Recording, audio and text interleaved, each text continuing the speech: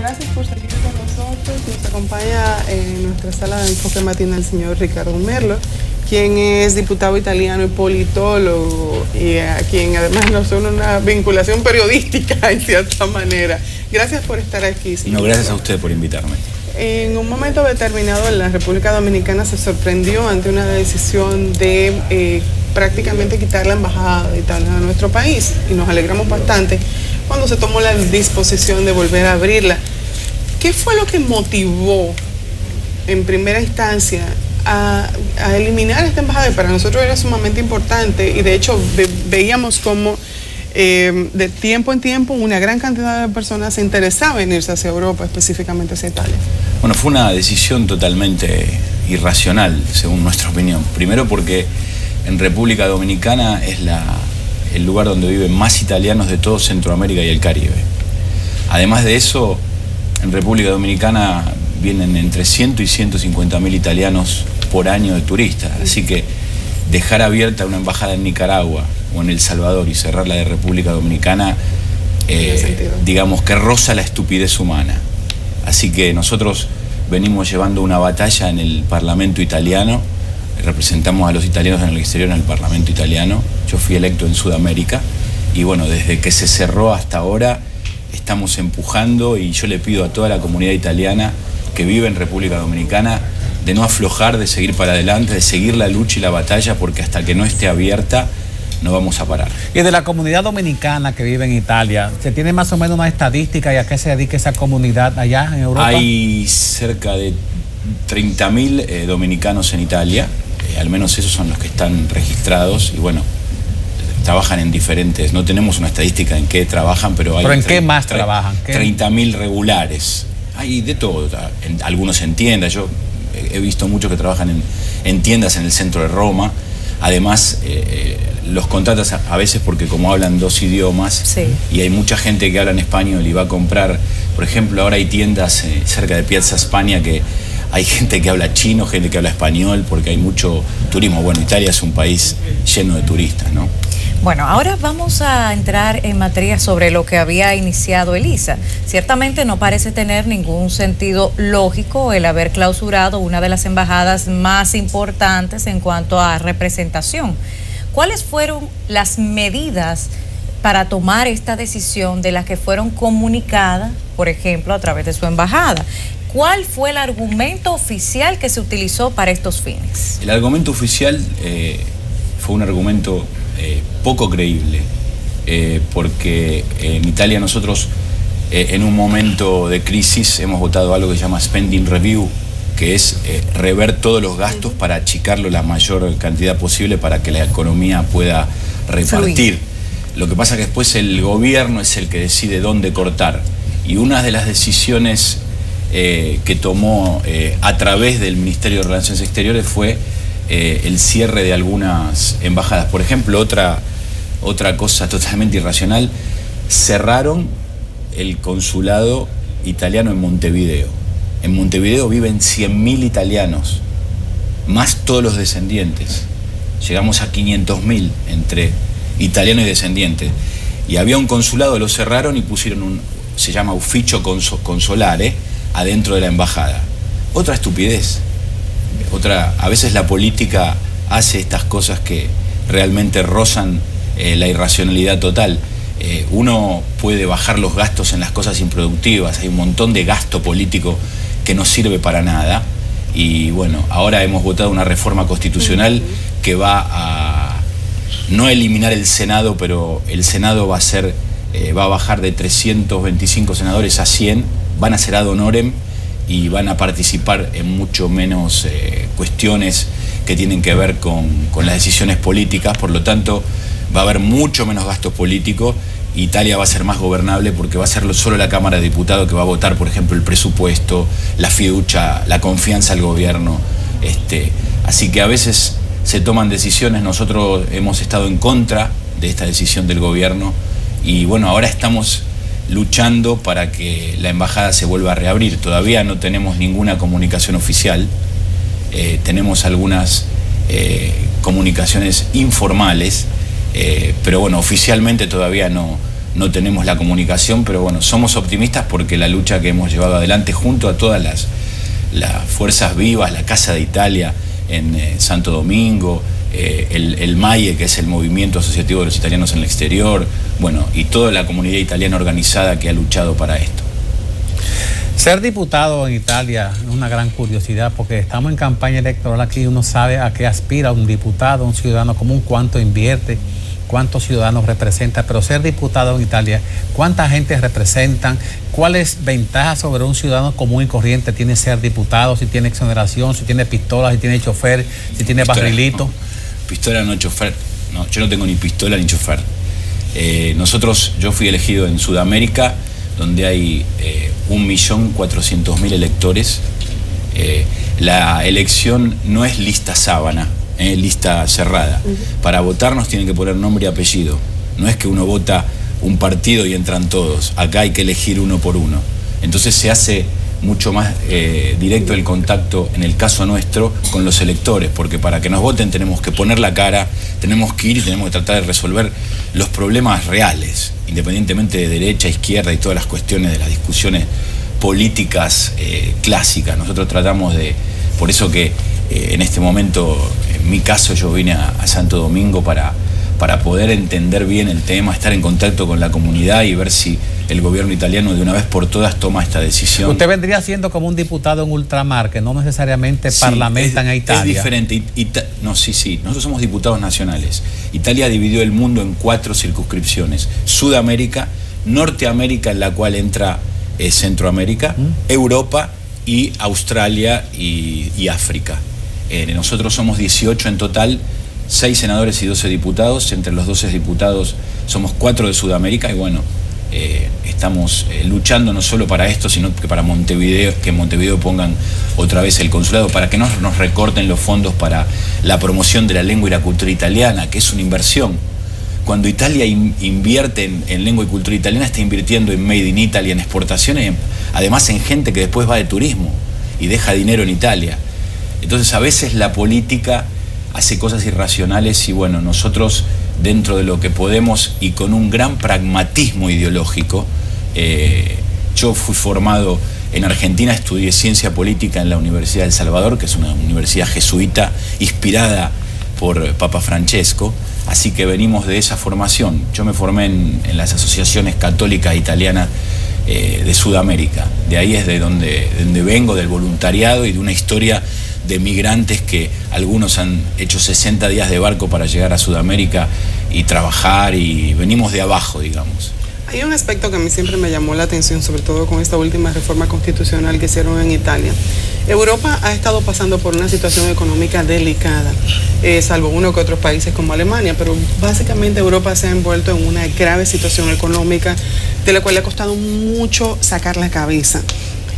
Italia se sentó, pensó su estructura y realizó una reforma constitucional.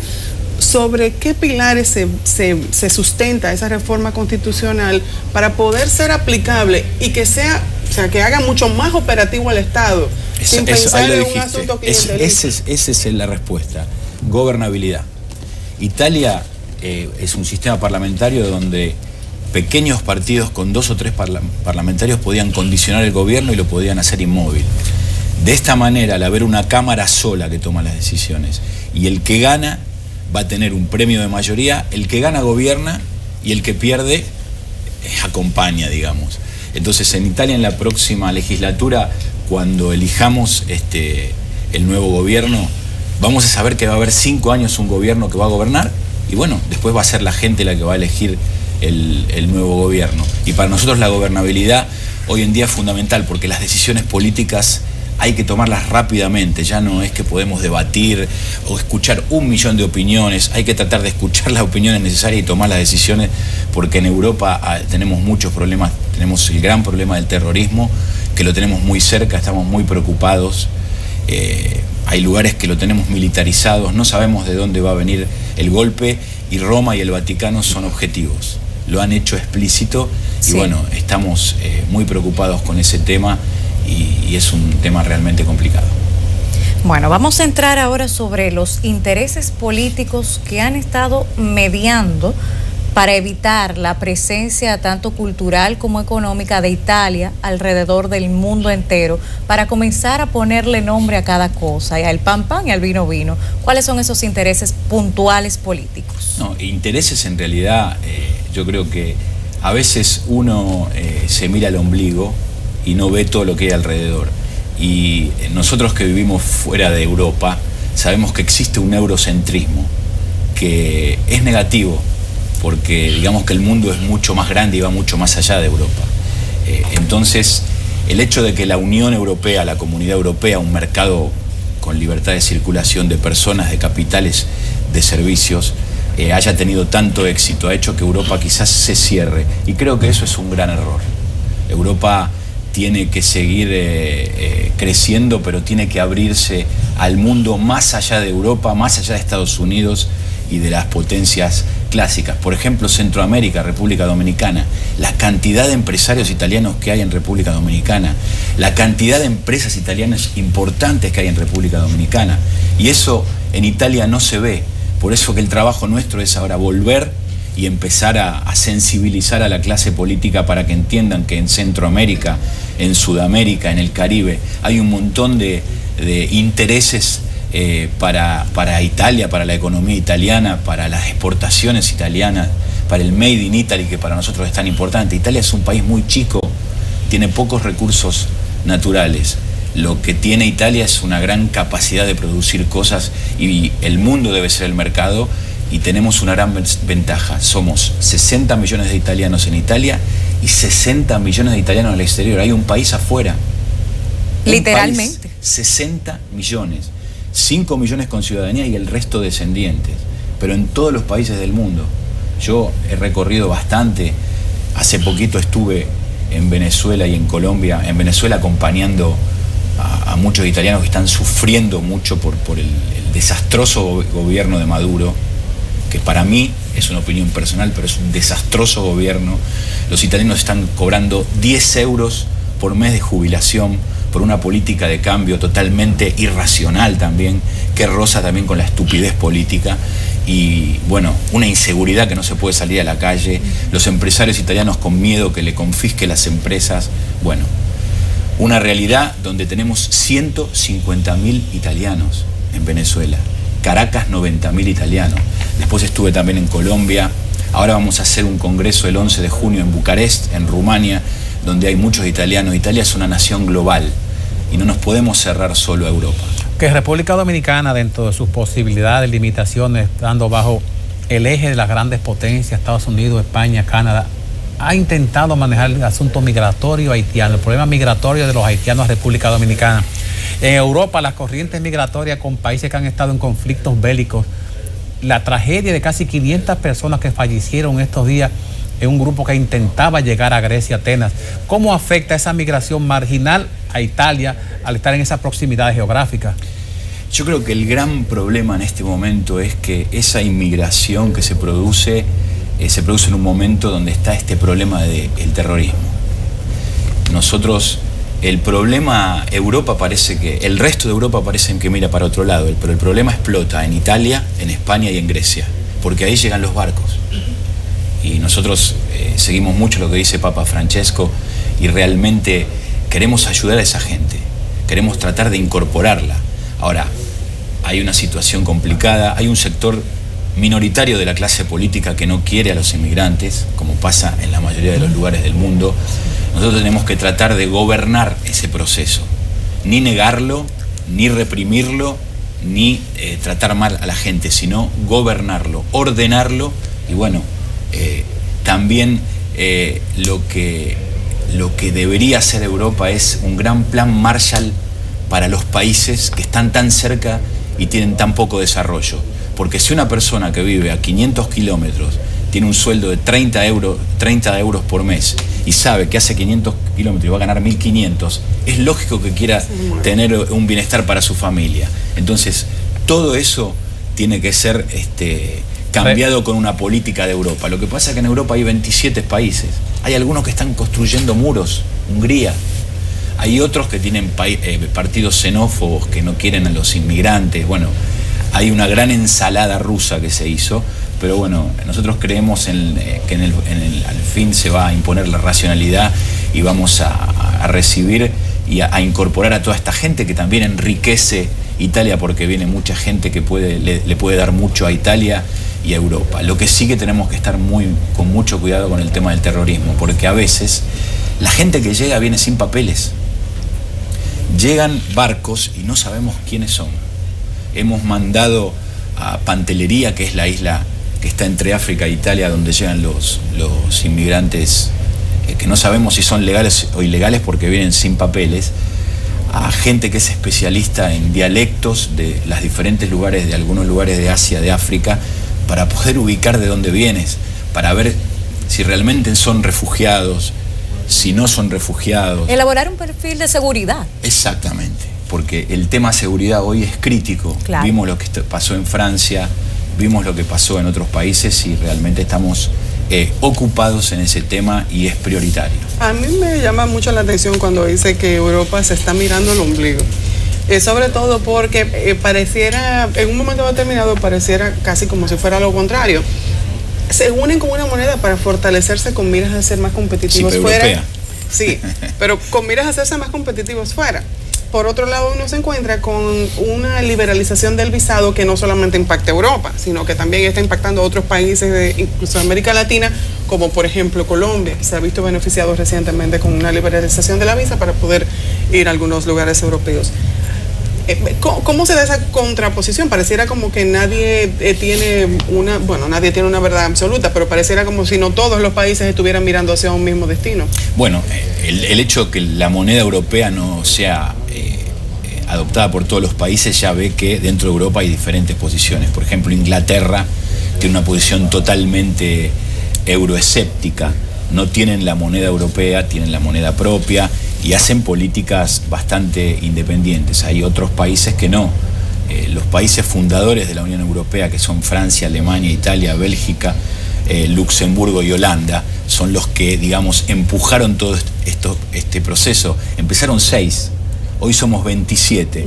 Quizás hubo algunas cosas hechas a las apuradas. Yo creo que el euro es importante que exista, pero también es un problema que, sobre todo en los países del sur de Europa, dificulta las exportaciones porque hace que la economía sea menos competitiva.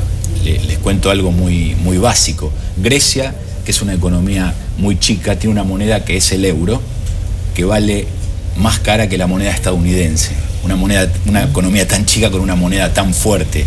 Hay algunas contradicciones que hay que resolver. Además, se hace muy difícil hacer una política común para los 27 países. Por ejemplo, el déficit fiscal. ¿Cuánto gasta más un gobierno de lo que recauda? Hay países que tienen déficit cero, algunos que tienen superávit y otros que tienen un déficit fiscal muy alto. Entonces se hace muy difícil poder tener una moneda única y una política monetaria común en una economía tan fluctuante. Medir con una misma regla, realidades diferentes. Hay muchas contradicciones. Y yo le digo algo, en Italia hace 10 años que no crecemos. La economía italiana en promedio los últimos 10 años no creció. Entonces, no todos es lo que parece, ¿no? Tenemos muchos problemas sociales, sobre todo en el sur de Italia, y bueno, estamos trabajando para poder cambiar esta situación, teniendo la no posibilidad de emitir nuestra propia moneda, porque le hemos dado al Banco Central Europeo la capacidad hemos delegado en una autoridad sobrenacional la posibilidad de emitir la moneda, que no es fácil. Así que hay un montón de desafíos que tenemos que superar, pero bueno, Centroamérica y República Dominicana para Italia deben ser lugares prioritarios y sobre todo, repito, la cantidad de italianos que vienen a República Dominicana, que viven en República Dominicana y lo importante que es para la balanza comercial italiana República Dominicana, porque con República Dominicana es uno de los países de Centroamérica donde Italia gana dinero. Más de 100 millones de euros por año de balanza comercial positiva. Ya para finalizar, me gustaría, usted está aquí en República Dominicana, no solo por ese aspecto, sino también para dictar un taller a propósito de las relaciones diplomáticas entre ambos países. Si nos puede decir rápidamente sobre él. Lo hemos hecho ayer en la Fundación Funglode, en la Fundación Global, una fundación con un gran prestigio internacional. Ha venido mucha gente. hemos hablado de la historia de las relaciones bilaterales entre Italia y la República Dominicana y de lo importante de la presencia italiana desde la independencia de República Dominicana, de los italianos en este hermoso país. Bueno, y sobre el eurocentrismo que usted mencionaba, vamos a dejar una información sobre el tapete para que la gente reflexione. Usted recordará que hace poco tiempo, apenas 2 meses, el presidente de Francia, uno de los países fundadores de la Unión Europea, había declarado que sería acogido por este país 24.000 refugiados. Sin embargo, hace apenas una semana cambia de 24.000 a 2.000.